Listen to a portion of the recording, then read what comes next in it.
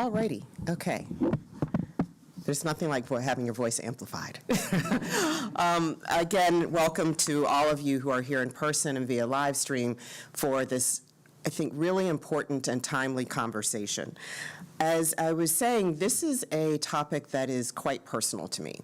It's deeply, deeply meaningful because faith has played an important part in my life, and probably for many of you here, and certainly those on the panel. It's not only shaped my personal values, but also how I understand service and my responsibility to others and to the broader community. At its best, faith challenges us to live with humility and with purpose. It can deepen our empathy, it can widen our perspective, and it can call us to act in service to something that is larger than ourselves. And yet, religion's role in public life has never been simple. I think we can all look at the long arc of history and see that. It's woven into the fabric of our democracy, not only through institutions, but also through individual lives and commitments. At a time when polarization threatens the bonds of civic trust, conversations like this one really matter. So again, thank you for being here. These conversations remind us that the work of democracy isn't only in our systems and our institutions and structures, it's also about our culture, the relationships and the beliefs that shape the way that we live and lead our lives and lead and work together. I'm especially grateful that we're joined today by voices who bring deep experience and clarity to this conversation. And I'm delighted to introduce the person who's going to lead us through this conversation, my friend and colleague, Lewis Nelson. Many of you probably know Lewis already. He needs no introduction, but I'm going to do it anyway because I have the joy and privilege of doing that. Lewis is UVA's Vice Provost for Academic Outreach and a champion for public service and civic engagement across the entire university. He's also a distinguished scholar of architectural history whose work helps us see the legacies of the past in the spaces that we inhabit today. From documenting the transatlantic slave trade to exploring the built environment of democracy, Lewis brings a thoughtful and grounded approach to complex issues. We're fortunate to have him guide today's conversation, and with that, Lewis, I am delighted to turn this over to you. Thank you. Thank you, Melody.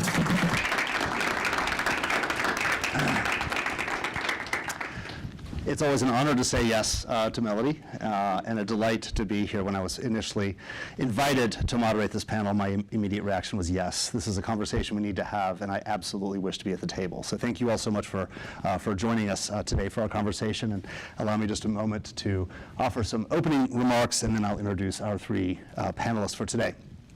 So, good morning. It's a real honor to be with you all this morning and to moderate this conversation that speaks so powerfully to the challenges and the possibilities of democracy. Today we turn our attention to the intersection of religion and democracy, two forces that shape not only our institutions, but also the way we live alongside one another. Faith can inspire service, create bonds of solidarity, hold up a vision of justice that transcends the moment. It can also be a source of tension in pluralistic societies, raising difficult questions about religious diversity and belonging. So what does it mean to practice faith in a democracy that depends on both conviction and compromise? How do we hold space for deep religions commitments, religious commitments, while honoring also our shared civic life? How can interfaith efforts help us to meet challenges in a pluralistic society?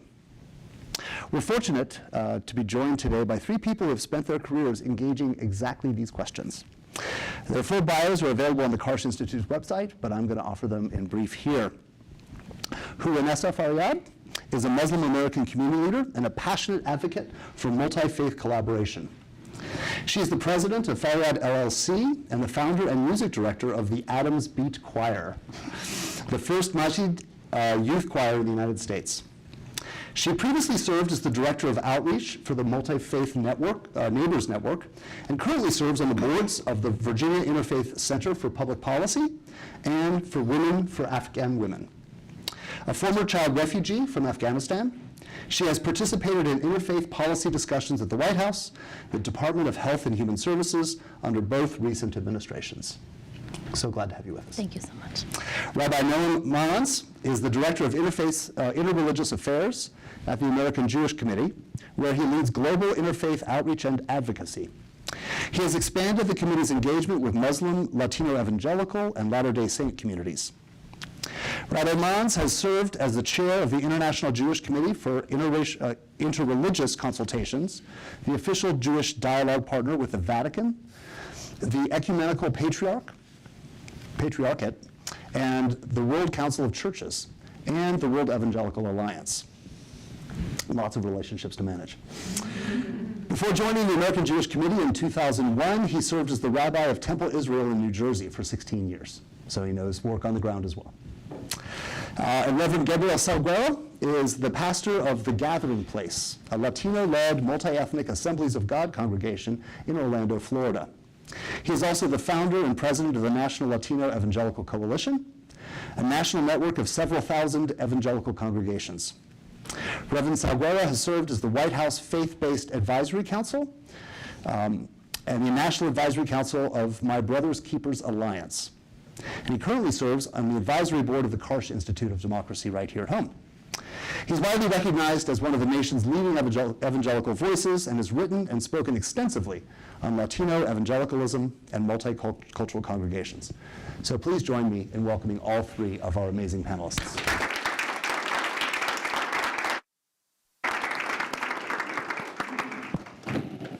So I have the honor of launching our discussion, and I've got a series of questions that we'll be sort of marching through. But I'd like to begin by asking a bit of an Uber question, and then I'm going to sort of frame it individually for each of you.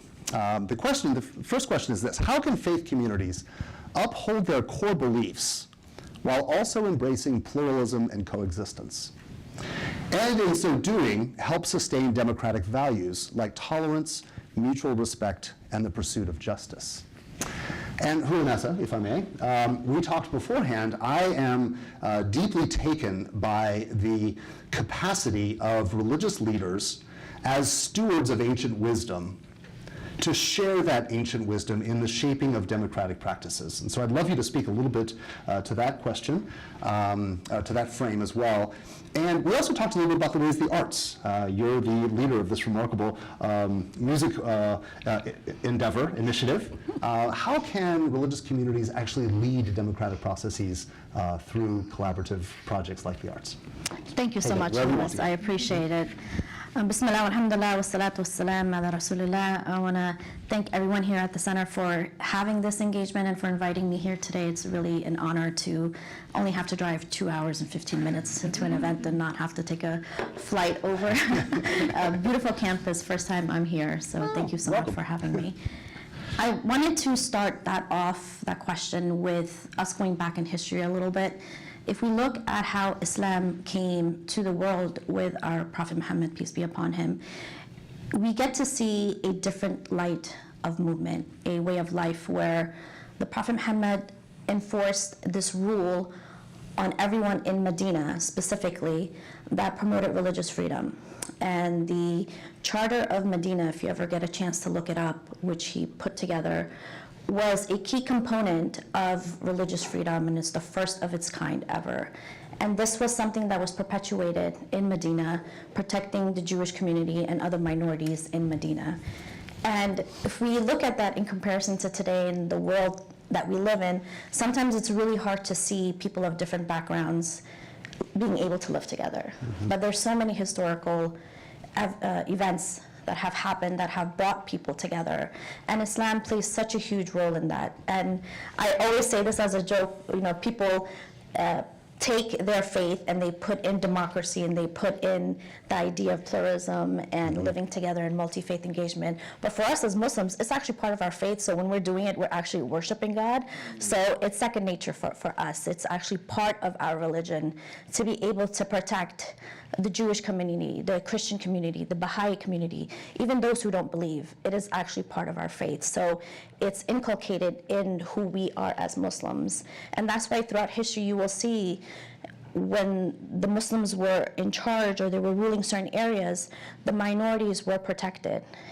If they weren't, it's maybe because of corruption and people not understanding the rule of what Islam actually promotes. But Islam in and of itself is so keen in making sure that everyone living under its rule is protected. And that's something that really draws me in as a Muslim, because sometimes when you're born into a religion, you just go with it. But when I've done my research and I've looked at history and I've looked at what Islam is actually promoting, I really get to see something that I love, that my religion is promoting this from over 1,400 years ago. And scholars and teachers and my own teachers have been promoting this for such a long time, that sitting together with one another, even when we don't agree, we're not going to agree on everything. So, we don't need to sugarcoat it. We're not. But the humanity that we're supposed to have for one another is always going to be there. And that's something that we have to work on, because you cannot really have democracy if your humanity is lost. Connecting that back to my choir, it's odd because music really isn't part of our worship in our masjids. And I went to a performing arts high school in Queens, New York City. That's where I grew up. And when Imam Majid found out that I have a background, he said, well, you're going to start a choir. And I looked at him and I laughed, because it's such an odd thing for an imam of a masjid to say, because a lot of scholars do believe that it's a sin to bring music in and all of this other stuff. And here's an imam telling me that I have to start a choir. And so I told him, I'm a trained vocalist, not a conductor. And he said, just do that. You'll be fine. It's not that simple. But we started in 2016, and we're going strong. We just had our 9th anniversary. And this choir, I actually thought we were just going to sing at 1 or 2 events at the Adams Center, which is the masjid that we're part of in Northern Virginia. But these kids are invited to churches, to synagogues, to different temples of different faiths, and they really get exposed to people of different faith groups. And that's what I love. I love that these kids get to go into a Friday Shabbat service, and they're sitting and they're learning about the process, and they're paying their respect to everyone in the room. Or they get to go to Sunday Mass and service and get to listen to what the preacher is saying, and then they'll come back and talk to me about similarities or differences. But just engaging at that age is so important. I really never thought that a choir would be exposed to that.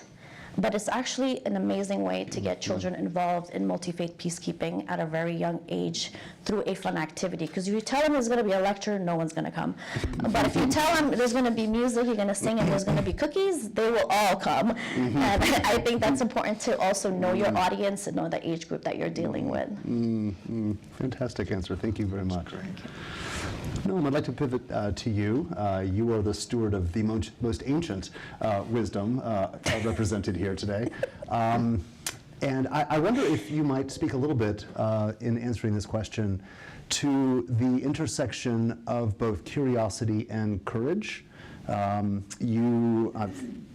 done my homework and watched a number of podcasts and read content from all of our panelists today, and you have this sort of remarkable biography of having pivoted into from experiencing from within a majority context into a minority context. And I wonder if you might pull on that thread a little bit as you think about both the way you preach and lead, but also the way you model at this intersection of both curiosity and courage.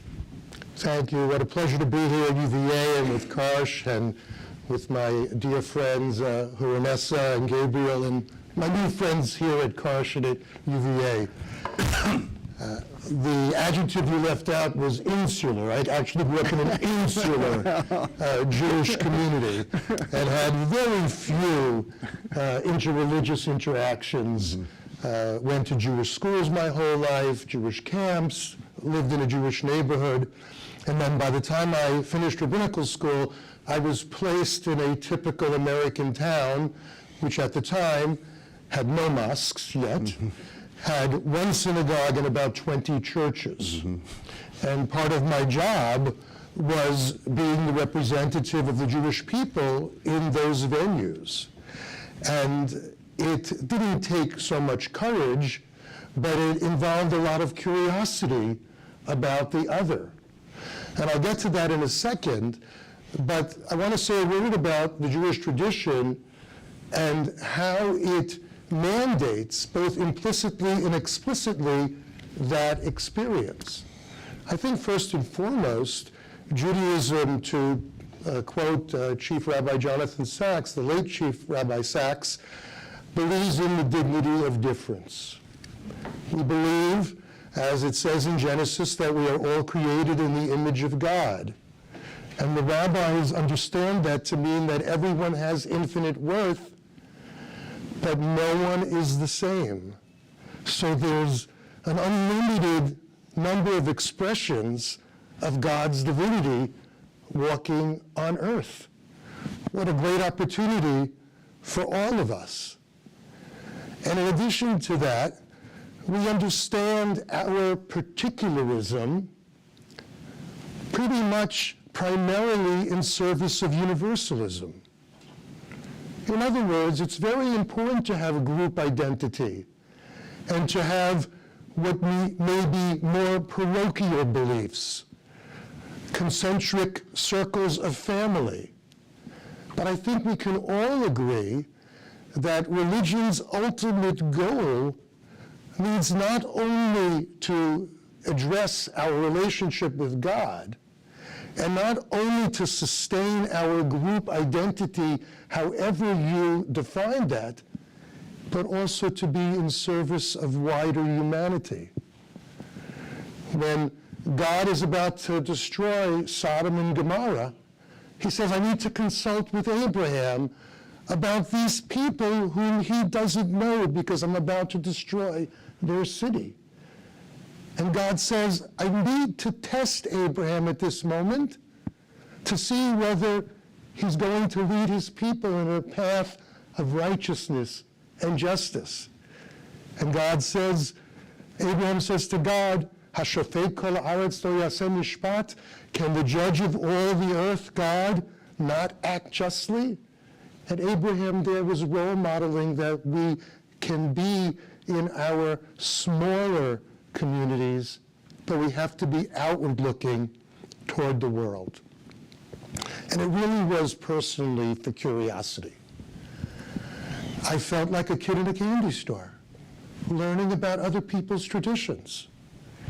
You said that I'm representing the oldest tradition here on the panelists' presentations, but the truth is, I live among a very small people, 16, 17 million, in a sea of Christians and Muslims. And I learn more about my tradition by knowing more about Christianity and Islam. I learn about the dignity of difference. And that is not only good, I think, for the Jewish people and humanity, but in a very selfish way for me as an individual. Mm-hmm. Such wisdom. Thank you. Pastor Gabe, if we can pitch to you. You have a podcast in which you unpack this really interesting framework around false peace. And I'd like to ask you to unpack a little bit of that for us as you're thinking about this relationship between religion, religious practices, and the communities you shepherd. What does your tradition have to say about false peace, and how do you lead your congregations and other congregations towards more complex understanding of whatever the opposite to false peace is? Well, thank you, and thanks to UVA and Karsh Institute and my friends Hernessa and Noam, whom we've been on probably a couple panels together, and every time I hear them, I think I get wiser. So thank you for that, and thank you for hosting. Well, so I am a Latino Pentecostal. Pentecostal is a category of evangelicalism. Some might say a different category, some might say a subcategory. There are many debates about that. No one has won yet. I think this dialectic of justice and democracy, I really look at it from the teachings of Jesus, and picking up from what Noam and others have said is, hey, you can have deep conviction without abandoning civility. And so conviction and civility are not antonyms. At their best, they're complementary. You can, as the New Testament says, drink deeply from your own wells while looking at the wells of other men and women and learning from them. And so one of the challenges that we have when we look at democracy, so even Pentecostalism, modern Pentecostalism, is only 100 years old compared to other strands of Christianity, right? The Great Reformation, Luther and Zwingli and Calvin. We're a baby. You're talking 500, 600 years compared to Judaism and Islam. I mean, my goodness. So we are unpacking what is the richness of our tradition that speaks to how you live in a religiously pluralistic society or pluralistic society writ large while holding deeply to your deepest convictions. I think the teachings of Jesus are instructive of this. And I'm going to use Luke, Dr. Luke's position of it. Luke Acts, right? Most people said that Dr. Luke wrote Acts. And Luke picks up on the Hebrew tradition of the protected classes: the widow, the orphan, the stranger, the poor. The widow, the orphan, the stranger, and the poor. They're protected classes in Jewish tradition, and Jesus in his teachings picks up on this. In seminary, they said to us, Luke is the gospel of the protected classes: the widow, the orphan, the stranger, and the poor. And I'm Pentecostal. Pentecost begins with this kind of understanding of there's a gathering, Acts chapter 2, de toda tribu, nación, de la diáspora, llegaron a Jerusalén para celebrar a Pentecostés, de Bitinia, de Capadocia, de Egipto. And so even in the birth of the original Pentecostal movement, there is a returned diaspora or diaspora. And right, so the church begins with an understanding of diversity and an understanding of, if we are to be united but not uniform, there has to be justice. For something to be genuinely democratic, it has to be just. And oftentimes the tension becomes, we want justice for our group, and we want protection for our group, not understanding that at the very birth of the church, Dr. Luke says in Acts chapter 2, he says, the miracle of Pentecost is not, with all respect to my Pentecostal sisters and brothers, of which I am one, that they spoke other tongues. That's not really the miracle. The miracle of it was that they all heard them speak. And so in the birth of the church, there's an empathetic listening that leads to justice. It's not in the speaking that there's the power of this growth. It's in the listening. And part of an essential ingredient to justice is listening. Shema Yisrael, hear. And I think one of the challenges that we face in democracy is that we have this false piece that democracy is homogenization, that we all have to think alike, that we all have to walk in the same direction. And if anything Pentecost taught us is that it's always been this kind of plurality where we learn to listen to one another in a way that helps us walk together, even when we think differently. And I think that kind of ingredient of the early church is being challenged in late modernity or post-modernity, which is, how do we listen with conviction and civility in ways that lead to justice? And so, borrowing from one of the great prophets, God has told us, O mortal, what is good and what God requires of us: to do justice, to love mercy, y caminar humildemente delante de Dios, and walk humbly before your God. And so I think that in our tribe, one of the things we're trying to navigate is, hey, we believe, we have deep convictions, we don't want to abandon them, but how do we embrace a democracy that's not just the privilege of my worldview, but listens to others in a way that treats them justly and makes me walk humbly. We can end right now, and I'm really happy. Thank you, all three of you. Such rich wisdom for our current moment. I'm really, really grateful for the voice you offer to our communities and to our public sphere. Thank you. One of the factors that we navigate at the intersection of religion and democracy are institutions. And so I'd like to talk a little bit about the role of institutions next. Noam, I think I'm going to ask you to speak first to this particular question. Institutions play a crucial role in shaping and sustaining democratic culture. Their resilience is deeply tied to our broader social and civic values. Take, for example, the Supreme Court, one of our democracy's most influential institutions, which has had a number of rulings of late around the role of religion in the public sphere. What are your thoughts on how some of these recent rulings from the court have both shaped and reflected the evolving role of religion in American public life? Thank you. And thank you for my colleagues again for the wonderful quotes from our scriptures. I appreciate it. The Supreme Court has played an enormous role in shaping the place of religion in American life, more than most people understand. And I think that the Supreme Court is playing a major role right now in America, because we're living in a time of great division. And the Supreme Court is going to play an increasing role in how that division plays out.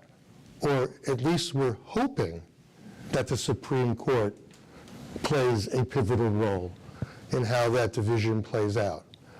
And of course, the conventional wisdom is that the Supreme Court interprets law.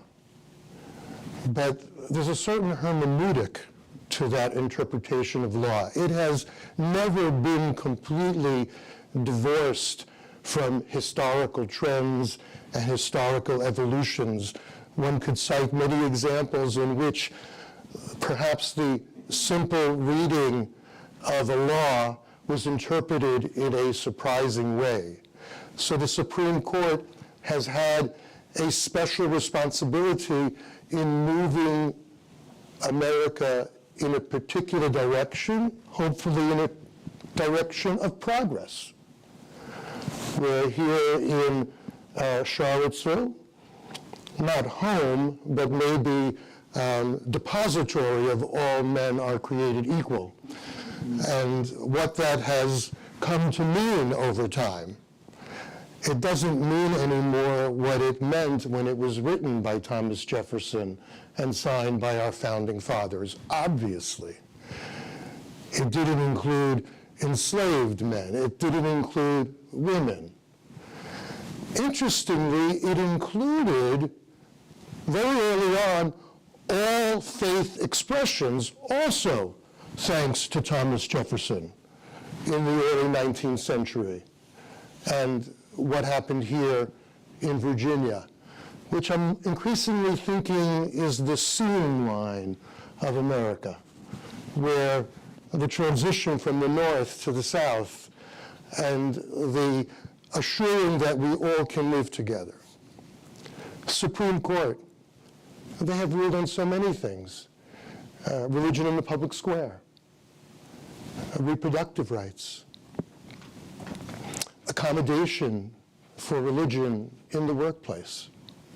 For a minority community, like the Jewish people, I know sometimes people don't always relate to the Jewish people as a minority. But statistically, of course, we are. We're only about 2% of the population of the United States. And the Supreme Court has played an essential role in protecting the rights of minorities and interpreting how that First Amendment is going to be explicated and implemented. How we can both be arguably the most religious country in the Western world and still be famous for our separation of church and state. Maybe that's how you become the most religious country in the Western world, by separating church and state so that it's the spirit of voluntarism that is there. So without getting into every single recent decision of the Supreme Court, I think it's quite obvious that the Supreme Court's decisions are not only going to have an impact on America, but on religion in America, because they will shape the contours of what is allowed in that interaction that I spoke about earlier of particularism in service of universalism. I hope that the Supreme Court continues in the tradition of protecting the right of particularism as long as it doesn't trample upon the rights of another, and that it's in the greater service of universalism. The most challenging discussions in the country right now were over women's reproductive rights. This has a lot of meaning in the religious context. It's where there is great difference between religious groups, between Jews and Christians, between Jews and others. And we don't normally look at it that way, but those kinds of decisions shape the religious discourse in this country. And the Supreme Court needs to model how that can be done in a way that Gabriel introduced a moment ago. How we can have difference of opinion in a civilized way, in a non-divisive way, in a not zero-sum game way. Zero-sum game is not good for the Jewish people, and I hope you can agree is not good for America. This is not we win, they lose. It's us figuring out how to move forward together. Gabe, do you want to follow that? And then we'll come to Vanessa. There's a lot there. I think when you're talking about individualism and universalism, probably my favorite U.S. theologian, not my favorite theologian, but my favorite U.S. theologian, is Reinhold Niebuhr. And Niebuhr often talks about one of the gifts of Christian theology is that it embraces the paradox that we, as we humans, are capable of great sin. We need the law to kind of curtail that, Dr. King would tell us. But also, we're capable of great self-transcendence, great humanity.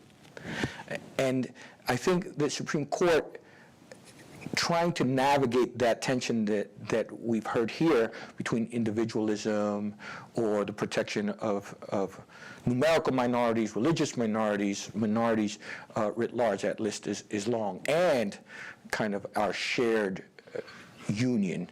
It's a challenge. I serve predominantly immigrant communities, and there's been quite a number of cases, and there will be several more, from dealing with refugees, dealing with immigrants, dealing with houses of worship, serving immigrant communities, and that brings the reality of religious liberty vis-a-vis respect for state and federal laws, and those things are not easy.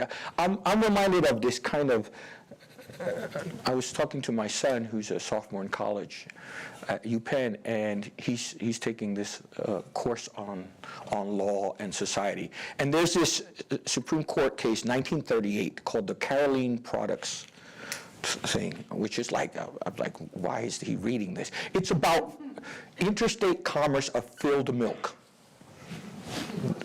Right? I'm like, okay. But it's got the most famous footnote in Supreme Court history, which is footnote 4, where Justice Harlan and his law clerk talks about judicial review, strict review in this case when minorities are at risk. There has to be a strict judicial review.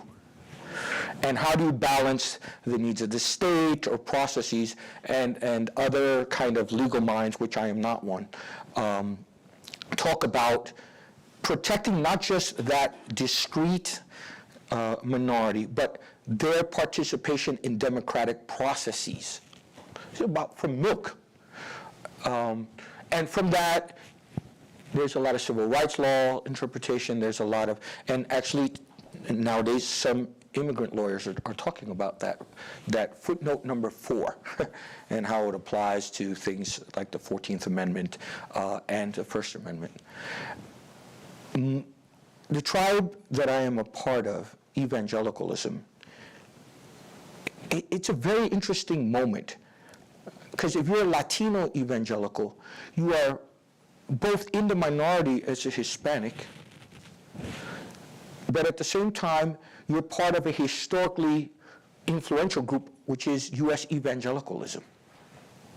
So I am a brown person who serves overwhelmingly immigrant communities, 15 nationalities in the church I serve. Our coalition is about 3,000 churches or so. But in the larger conversation, I am seen as the dominant group because I belong to the evangelical, right? And so I have to navigate this reality when I hear the Supreme Court talk about religious liberty, and how the masterpiece, the baker, the coach who prayed on the field, all of these cases are going on. And people are like, are they the minority or are they the dominant group? And what happens when you are both? How do you ask the Supreme Court to navigate that nuance of the kind of 4th footnote about filled milk, that you protect minorities in the democratic process, but what happens when the numerical minority has disproportionate influence and power?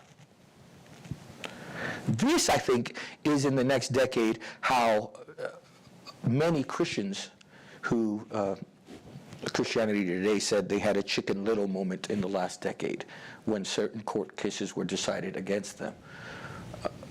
There has to be a kind of conviction and humility that the Supreme Court, I don't think that 4th footnote has articulated clearly when there's a both-and reality. And I think the future is going to have to become clearer for the justices on that, and for our tradition. Vanessa, any thoughts you want to add? It's a lot. I can say that as the only woman on this panel, otherwise it would have been a manel, right? I can say that it's really important for us to remember that there's a difference between religious freedom and promoting that, and then promoting the majority religious view on the rest of the United States. And if we look at the Supreme Court itself, it was established to do just that, right? To interpret law, make sure that it's fair for everyone. But we do see instances where a certain majority group, right, is dictating certain things. And we talked about women's reproductive rights, and I don't know. I think women know what they want. Women should be able to decide what's right for them based on their own values, based on their own morals, based on their religious interpretation of what that may be. You don't need a law to come down and tell women what they can and can't do with their bodies. And when that happens, it's a direct interpretation of a specific religious ruling. So for me as a Muslim woman, yes, we promote the sanctity of life. We have to protect life. But there are instances where abortion is allowed, and I'm not going to go into the detail of that. But if there's rulings saying that I can't do it, then that imposes a religious non-liberty for me, right? I can't do what my religion allows me to do based on a ruling that was based on a certain majority group's ruling through the Supreme Court. So we have to be very careful on what that really means, because there is a distinction between that. Yes, promote religious freedom, But that doesn't mean you get to promote and indoctrinate a certain specific religious viewpoint on the rest of us. And I hope that's clear for all of us, because that's where it gets really, really hazy. And I wanted to shift a little bit from the Supreme Court and just talk about the U.S. as an institution itself. If we look in the 1960s, when the civil rights movement was happening, a lot of people don't know that because of the collaboration that the Black community had, I, as an immigrant, came to this country. And it's on the backs of their work and their hard resistance to racism that I, as an Afghan refugee, came to this country. And those are the things we really have to build on. We have to look at things that have worked, where people have collaborated, where people have thought about others, not just themselves. If our democracy and our work is centered around, I only care about my people, the people who pray like me, the people who look like me, the people who see God like me, we're going to suffer. And we've seen that throughout history when communities have done that. They've never thrived. They've never had allies. They've been the lone wolf in the room because they've only advocated for themselves. And they didn't care that the things they were advocating for was actually impinging on the rights of others. Whether that's protesting, which is a key component of who we are as the United States. Right? Why can't we protest in certain situations? Why can't we voice our opinions? That's part of democracy, and that is also tied into Islam. To be able to say when you see something is wrong and you feel something is wrong, you should be able to go and protest. That's part of the dynamics of getting people to see what everybody on the ground is feeling and what they feel about a certain thing happening.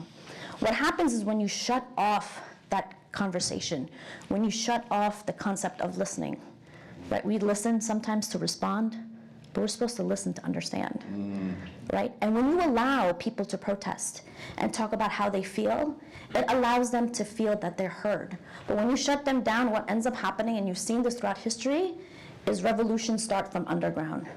And they're usually violent, and they're usually destructive to society.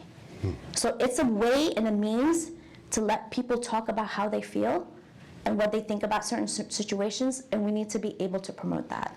Is when we cut that off, we're actually alienating ourselves from everybody else, regardless of what that issue may be. Like, I'm here speaking. If I hadn't come to the US, I might not have been alive, right? But I can sit and reflect on the fact that I am living in a country that is supposed to promote democracy. It's supposed to promote justice. Well, what is justice? Who's justice for? Is it just for me? If it's just for me, then I'm in the wrong. Well, I can say that we're all better and stronger because of your voice. Thank you. Thank you. So good.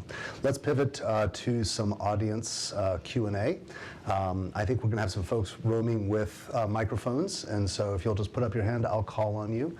I'd like to offer two guidelines. The first is to ensure that your voice ends with a question mark.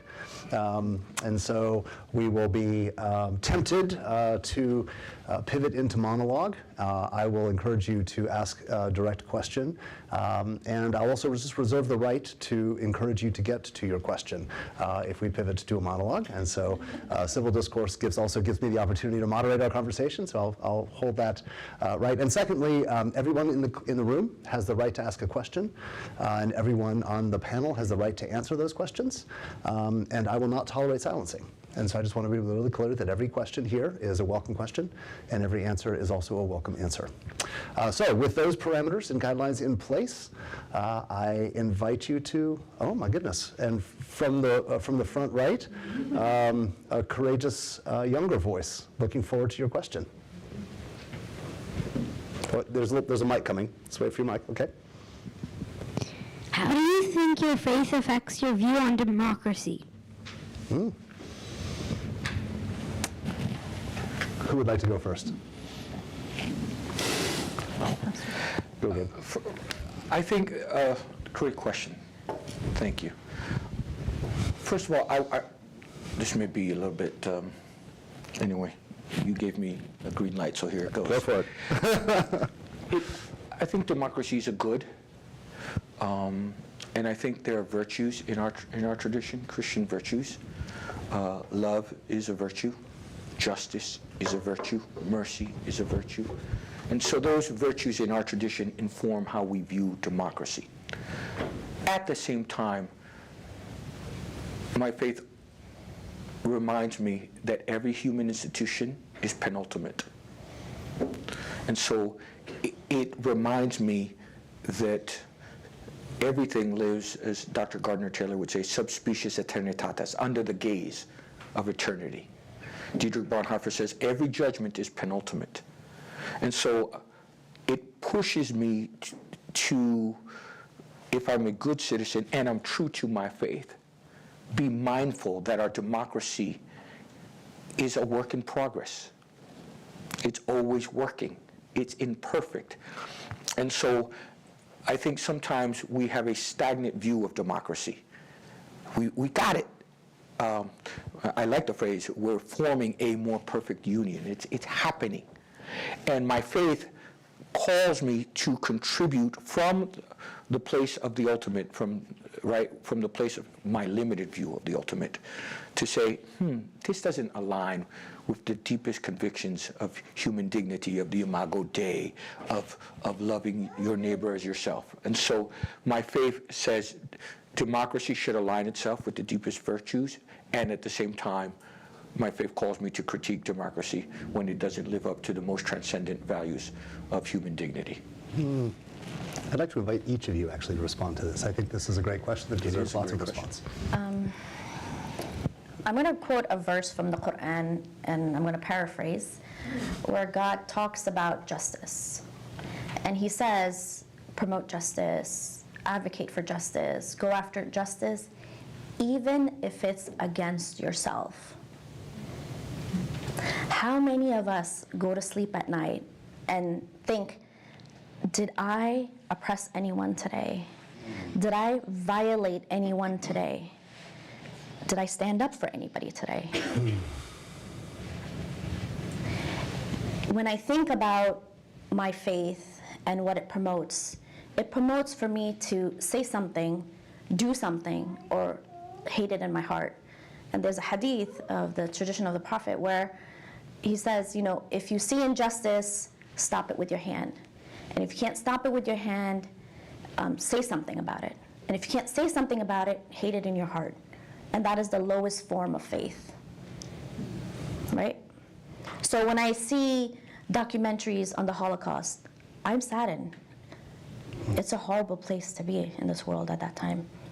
When I see what's going on in Gaza, I'm saddened. When I see what's going on in Sudan, I am saddened. And if all of us here are not saddened by these images, there is something wrong with our humanity. There is something wrong with our democracy. Because at the end of the day, they're human beings that were put on this earth by our Creator. That if something is happening, we should be able to do something about it. If you can't do something, say something. And if you can't say something, hate it in your heart. So it's not just lip service. We have to move. We are responsible for the rest of the world. But we talk about democracy, we talk about being a superpower as the United States, but that comes with responsibility. And it comes with the responsibility of taking care of others and making sure they're protected.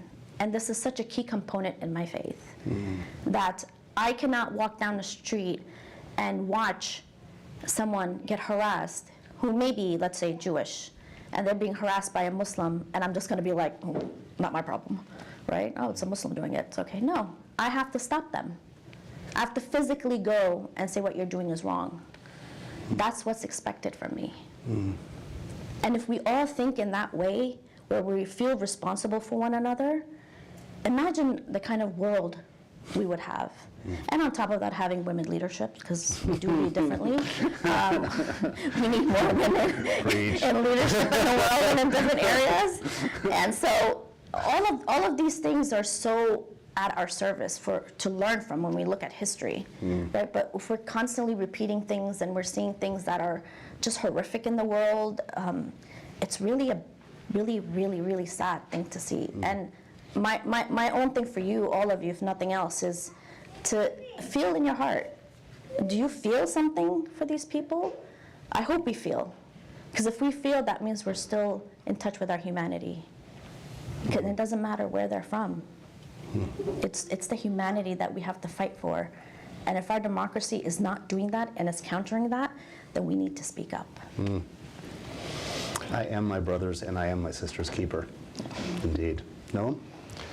I think that the most basic human value must be empathy. How is someone else experiencing what they are going through? Another way of saying that is love for humanity. In our tradition, it even says, "V'ahavta metager," you should love the stranger in your midst. That's the third love in the Torah. Love of God, love of neighbor, and love of stranger.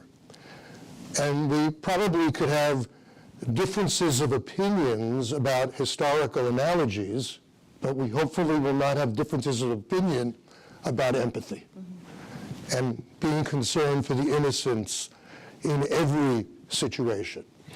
Back to the young lady's question about democracy and faith.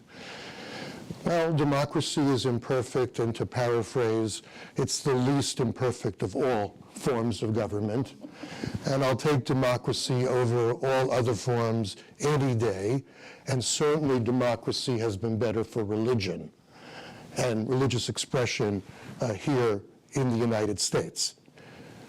But democracy functions on majority rule. But that doesn't mean the majority is always right. The majority can sometimes be wrong because they're not fulfilling their ethical responsibility. And I think that that's a moment that all of us are concerned today, not only here in America, but across the world, whether our democratic values are being fully expressed in their most noble way, in their most ethical way, in their most open way, in their most loving way, in all of its meanings that I referred to a moment ago. Such wisdom. I'm going to push the envelope just a hair so that we have time for one more question. Would anybody else like to ask a question? Yeah, here we are. And, okay. Thank you all so much for speaking today, but my question is, how do you see Americans integrating multi-ethnic, multi-faith, actually interacting with other faiths in their daily life? That's a great question. Yeah. So when I was working at Multi-Faith Neighbors Network, I put together a program called Inspire, where we brought women in because somehow the main objective of MFNN was to bring clerics together, but when we say clergy, it's like 99% men.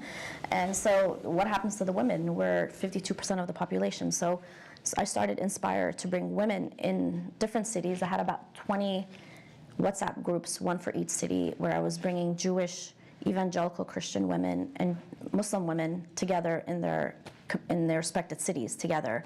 And I was giving them a lot of different training and having them work together, come together, and have those conversations, but also do things that was important for their specific city. Because building relationships is so important in any type of work that you're doing, right? Because if you don't know people, you're not really going to stand up for them. You're not going to advocate for them, and they're not going to do the same thing for you. So it's really important to reach out to people within your area who are of different faith groups, who are of different ethnic backgrounds, and get to know them.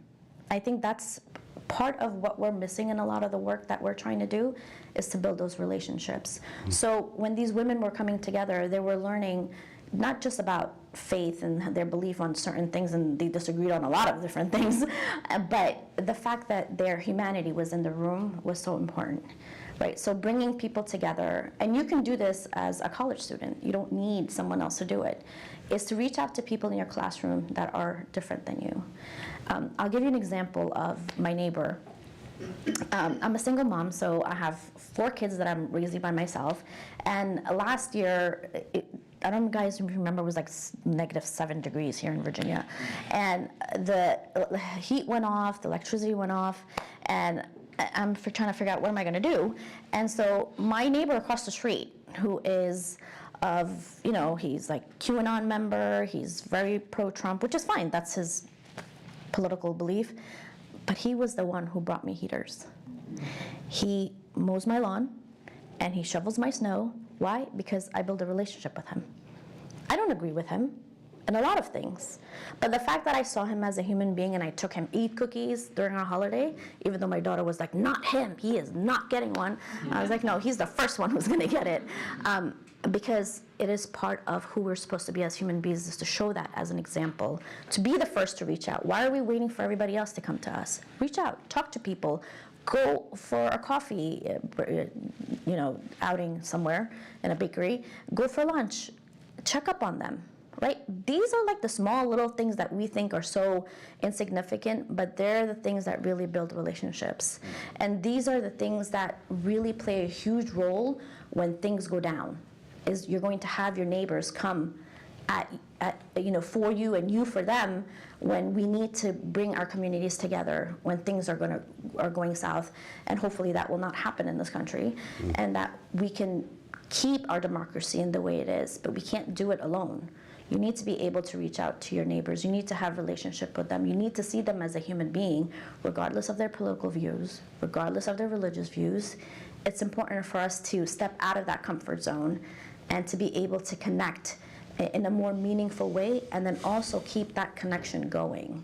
And I hope that that is something you guys can do here in the college campuses as well. And I'm sure you have different faith group, MSAs, and Jewish Student Association. But what are you guys doing together? Right? We're going to let that be the last word, so that's a great place to Sorry. end. Please join me again in thanking all these amazing panelists.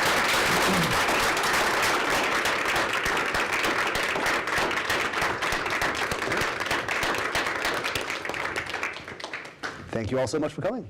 Really grateful to have you here. Cheerio.